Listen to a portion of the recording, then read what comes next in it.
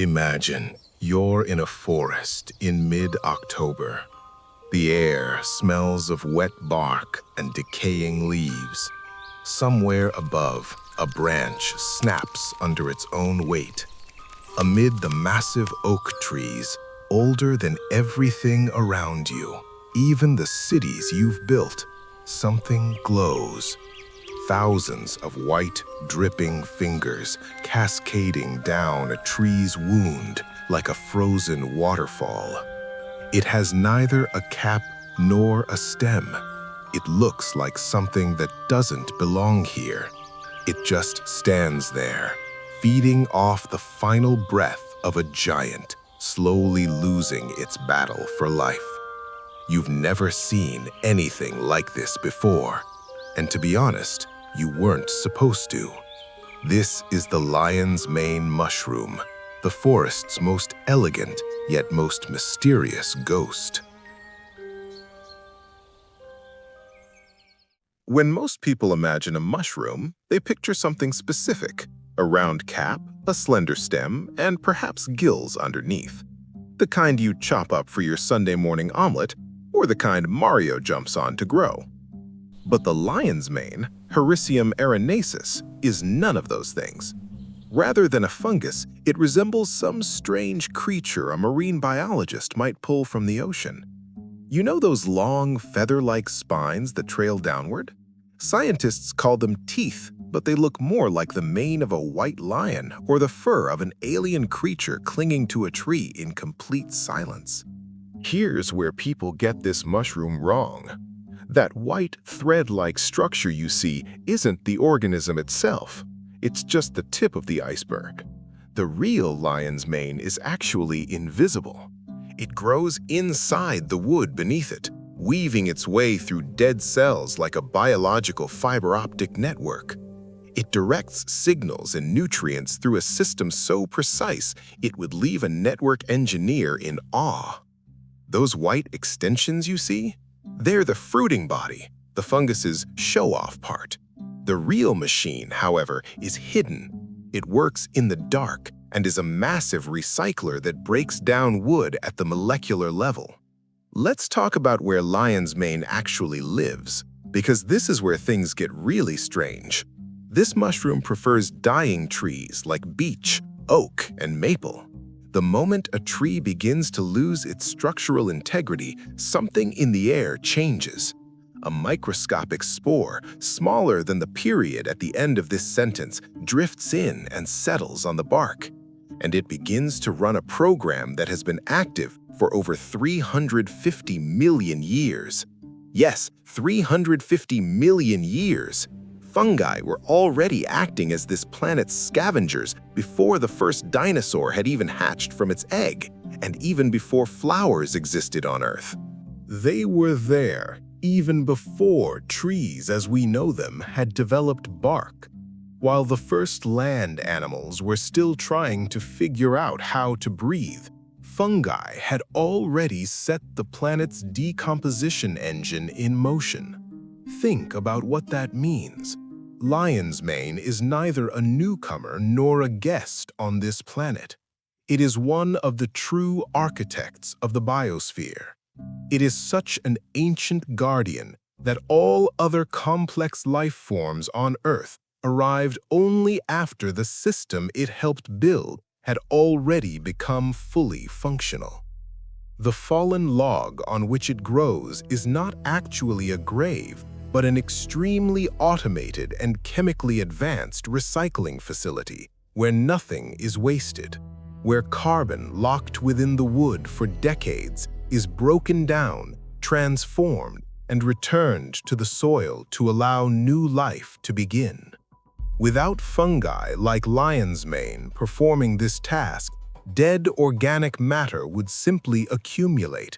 Forests would suffocate in their own debris, and the nutrients that sustain every plant, insect, bird, and mammal would remain locked away forever.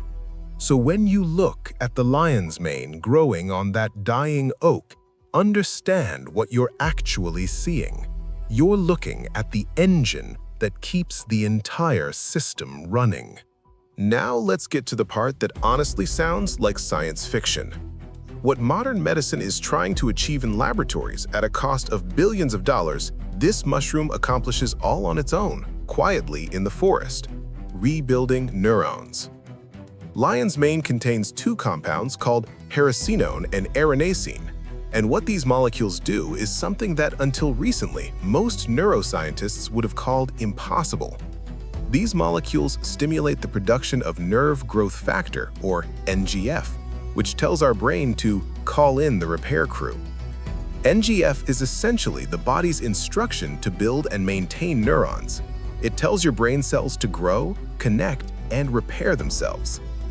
For most of human history, the idea that you could eat something to encourage the production and protection of brain cells was considered fantasy. The brain was thought to be a fixed, static entity that simply deteriorated over time. We now know this is wrong. Neuroplasticity, the brain's ability to form new connections and even produce new cells, is a reality. And this mushroom appears to be just one of the very few things in nature that can directly support the biochemical process behind it. Think of it this way. Every neuron in your brain is like a node in a network. Signals travel along connections, synapses, between these nodes, and the strength and number of these connections determine everything from how you think to what you remember. NGF is the maintenance crew for this network. It keeps the cables clean, repairs damaged lines, and sometimes builds new infrastructure. When lion's mane is consumed, it sends a chemical signal telling that maintenance crew to get to work. It doesn't think for you, nor does it make you smarter instantly like a magic pill. What it does is quieter, deeper, and in many ways more impactful. It helps preserve the physical architecture upon which thinking is built. Numerous peer-reviewed studies, including a notable double-blind study conducted in Japan in 2009, have found that older adults who consumed lion's mane extract showed measurable improvements in cognitive function compared to a placebo group. When they stopped taking it, the improvements diminished.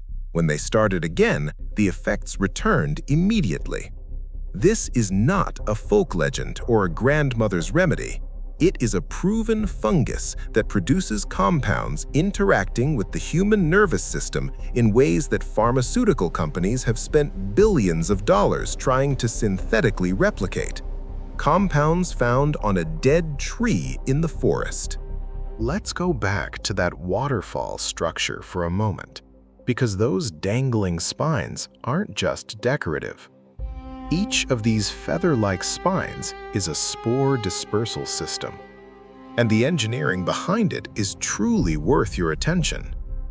Instead of explosively launching spores like some other fungi, lion's mane employs a more subtle strategy. The needles hang downward, creating maximum surface area to expose the spores to air currents. Even the slightest breeze turns into a cargo plane for this mushroom. The spores, each a microscopic, nearly indestructible package of genetic information, drift toward the forest, and the fungus waits. It is patient, indifferent to time in a way only ancient things can afford. A single fruiting body can release hundreds of millions of spores. Most will find nothing and perish, but those that encounter the right tree bark, the right humidity level, and the right temperature range will restart that 350-million-year-old program from the very beginning. This is no coincidence. Rather, it is a statistical certainty. If you produce enough copies, survival is inevitable. There's a strange fact about lion's mane that almost no one knows until they cook it. It tastes like crab. It's not just a passing resemblance. It's not the kind of thing where you have to close your eyes and really try. In terms of texture and umami flavor, it truly resembles crab or lobster. When sautéed with a bit of garlic and butter, the mushroom's fibrous texture breaks down in a way that makes it almost indistinguishable from crab meat. That's why lion's mane has become a favorite in the vegan culinary world. Chefs are substituting seafood with lion's mane in everything from crab cakes to lobster wraps, and watching as customers fail to notice the difference. A fungus that grows quietly on a dead oak tree in the Appalachians has found its way onto the menus of the world's most luxurious restaurants, from Portland to Miami. The irony is almost poetic. An organism that spent millions of years breaking things down has transformed into something that builds an entire meal in the modern kitchen. There is a significant reason why most mushroom hunters who have spent years in the forest describe the experience of finding a lion's mane as almost a religious moment. Unlike most mushrooms, the lion's mane does not hide. Its white contrast against the dark bark shines brightly even from 15 meters away on an October afternoon. However, it also disappears quickly. Unlike some mushrooms that last for weeks, an ideal lion's mane has a very narrow window of opportunity. If it's too young, it's too small to harvest. If it's too old, it turns yellow, browns, and collapses. To find this mushroom, you have to be in the right place at exactly the right time. In this sense, finding one isn't just a matter of luck. It's a reminder that the natural world doesn't wait for you. It operates on its own schedule, is indifferent to your plans, and offers its gifts only briefly before taking them back. There's also a humble side to it. A fungus that has survived every mass extinction over the past 350 million years, including the one that wiped out the dinosaurs, continues to work relentlessly on a timeline that has nothing to do with human convenience. What impresses me most about lion's mane is that it feeds on death and thrives on decay. It takes something that has ceased to function and slowly, quietly transforms it into something that nourishes the living. And within its strange white fingers lie compounds that could help the human brain, the most complex biological structure in the known universe, repair and rebuild itself. If there is a lesson here, it might be this.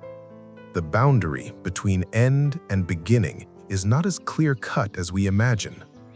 Those logs we pass by in the forest, having bid farewell to life, those crumbling bark fragments, and those organisms we dismiss as mere decorations actually govern such fundamental processes that without them, none of the beauty we call nature could exist. Let's be honest, we've explored the fungal kingdom far less than the ocean floor. We know more about the surface of Mars than we do about what's happening in the soil right beneath our feet.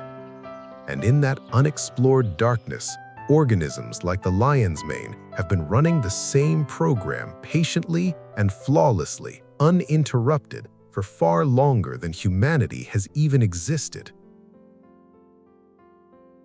Perhaps the real question isn't what this fungus can do for us. Perhaps the real question is what it has been doing for the planet all along, without us even noticing. If you watched this documentary all the way through, please subscribe and leave a mushroom emoji in the comments. Stay well.